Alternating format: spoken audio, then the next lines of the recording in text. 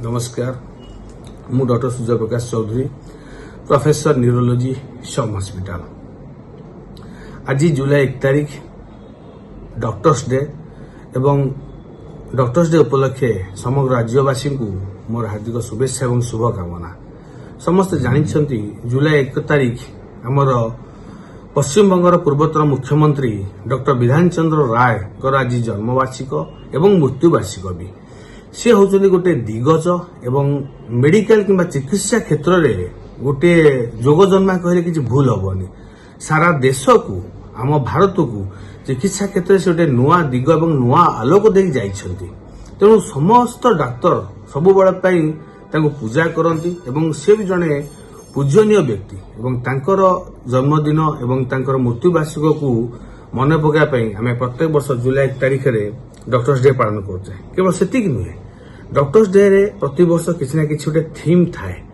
आज किंबा एई वर्ष थीम होची behind the mask who hills the हिलर्स। माने वर्तमान समय रे डाक्तर माने रोगी सेवा करिबा सहित जेतेबेले से गोटे रोगी सेवा करूछंती निज जीवन को जलांजलि दे, निज समय को जलांजलि दे, निज परिवार को जलांजलि दे रोगी सेवा करूछंती सेतेबेले तांकर इमोशनाली मेंटाली फिजिकाली कौन कौन क्षति होउची, केते केते अवसादे रहउचंती, केते तांकर असुविधा होउची सेटा के बुझु नांती।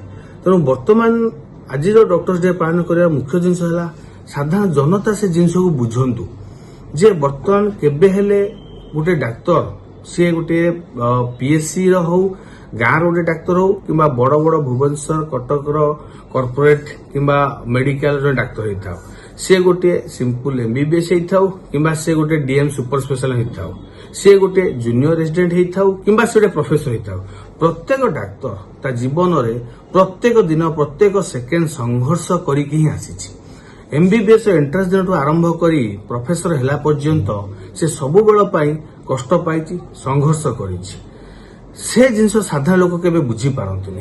तेणु मोर गोटे उपदेश आपण से जिनसा बुझंतु एवं हृदयंगम करंतु एवं सबु डाक्तर सबु बेल निज जीवन को जलांजलि दे रोगी सेवा करचंती, जोटा प्रमाण आप कोविड समय पाई पार्थिबे जो कि सारा विश्व रे आम देश 1 नंबर हो सारी कोविड फाइट करिवारे लड़ाई करिवारे, जोटा कि कहा जाइथिला माननीय प्रधानमंत्री कहिसंती डाक्तर माने ही ट्रू वारियर प्रकृत योद्धा।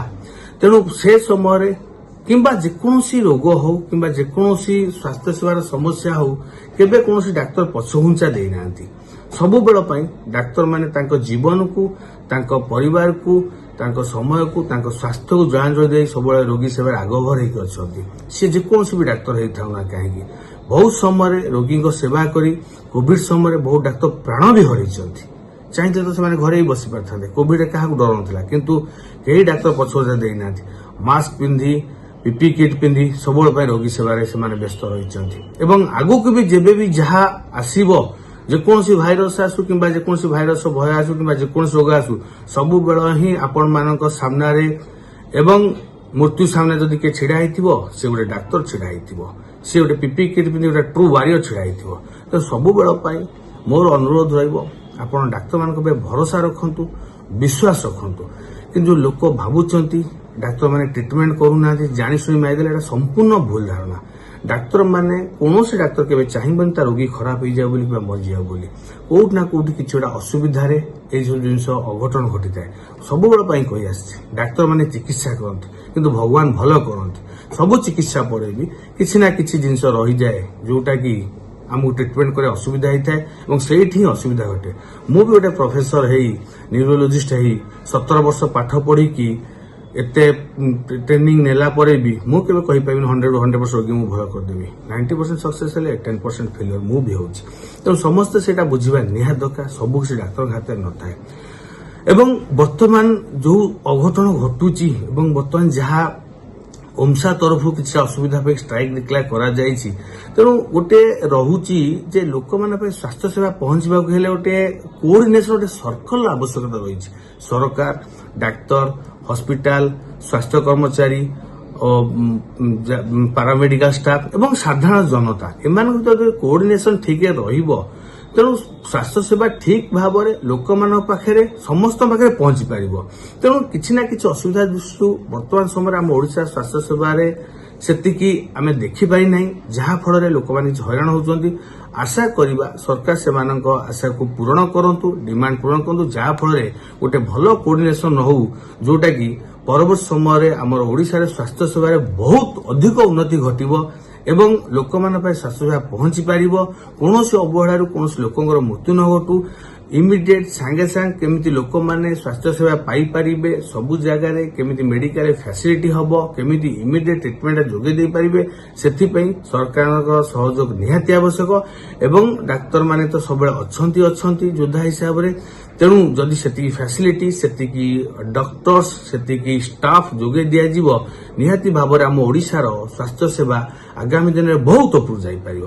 ତେଣୁ ଆଜି ଡକ୍ଟର୍ସ ଡେରେ ସମଗ୍ର ରାଜ୍ୟବାସୀମାନଙ୍କୁ ମୁଁ ମହାପ୍ରଭୁ ଜଗନ୍ନାଥ ଭାଇ ପ୍ରାର୍ଥନା କରିବି, ସେମାନେ ସୁସ୍ଥ ରୁହନ୍ତୁ, ଆରୋଗ୍ୟ ରୁହନ୍ତୁ, ଭଲରେ ରୁହନ୍ତୁ, ଖୁସିରେ ରୁହନ୍ତୁ ଏବଂ ଭଲରେ ରହିବା ମାନେ ଫିଜିକାଲି ଏବଂ ମେଣ୍ଟାଲି ସେମାନେ ଭଲରେ ରୁହନ୍ତୁ, ମନକୁ ବି ଭଲ ରଖନ୍ତୁ, ଦେହକୁ ବି ଭଲ ରଖନ୍ତୁ। ଯଦି କୌଣସି ବି ଅସୁବିଧା ହୁଏ, ସବୁବେଳ ପାଇଁ ଡାକ୍ତରମାନେ ଆପଣଙ୍କ ପାଖରେ ଅଛନ୍ତି। ଯାହା ବି ଅସୁବିଧା ହେଉଛି ଆପଣ ଡାକ୍ତରଙ୍କୁ ପରାମର୍ଶ କରନ୍ତୁ। ଯେକୌଣସି ଛୋଟ ମୋଟ ରୋଗ ଯାହା ବି ହେଉଛି ଡାକ୍ତରଙ୍କ ପରାମର୍ଶ ହିସାବରେ ଔଷଧ ସେବନ କରନ୍ତୁ। ମନ ଇଚ୍ଛା ଗୁଗୁଲ, AI, ମେଟା, ଇଣ୍ଟରନେଟ ମାଧ୍ୟମରେ ଆପଣ ଯାଇ ବାହାରୁ ମେଡିସିନ ଖାଇଦେବା, କିଏ ପାରାସିଟାମଲ ଖାଇଦେଉଛି, କିଏ ଆଣ୍ଟିବାୟୋଟିକ ଖାଇଦେଉଛି, କିଏ ମନ ଇଚ୍ଛା ମେଡିସିନ ଖାଉଛନ୍ତି, ଯୋଉଟାକି ପରବର୍ତ୍ତୀ ସମୟରେ ରୋଗକୁ ଲଢେଇ କରିବାରେ କିମ୍ବା ରୋଗ ଚିକିତ୍ସା କରିବାରେ ବହୁତ କଷ୍ଟକର ହେଉଛି। ତେଣୁ ଆପଣ ମନ ଇଚ୍ଛା ଇଣ୍ଟରନେଟ ସର୍ଚ୍ଚ କରି ମେଡିସିନ ଖାଆନ୍ତୁନି। ଯାହା ବି ଅସୁବିଧା ଡାକ୍ତରଙ୍କୁ ପରାମର୍ଶ କରି ନିଜର ଚିକିତ୍ସା କରନ୍ତୁ କିମ୍ବା ଔଷଧ ସେବନ କରନ୍ତୁ ଏବଂ ଦରକାର ବେଳେ ଡାକ୍ତରଙ୍କ ଉପରେ ଭରସା ରଖନ୍ତୁ। ସେଇଟା ହିଁ ଆଜିର ଦିନ କିମ୍ବା ଏ ବର୍ଷ ଥିମ୍ ଥିଲା ଏବଂ ସମସ୍ତଙ୍କୁ ଅନୁରୋଧ କରିବି, ସମଗ୍ର ରାଜ୍ୟବାସୀଙ୍କୁ, ସମଗ୍ର ଜନତାଙ୍କୁ ସମସ୍ତେ ଏ ଦିନର ମହତ୍ତ୍ୱ କଣ ବୁଝନ୍ତୁ ଏବଂ ଡାକ୍ତରମାନଙ୍କ ସଂଘର୍ଷ କିମ୍ବା ଡାକ୍ତରମାନଙ୍କ କଷ୍ଟ ଏବଂ ଲାଇଫ କଣ ବୁଝନ୍ତୁ।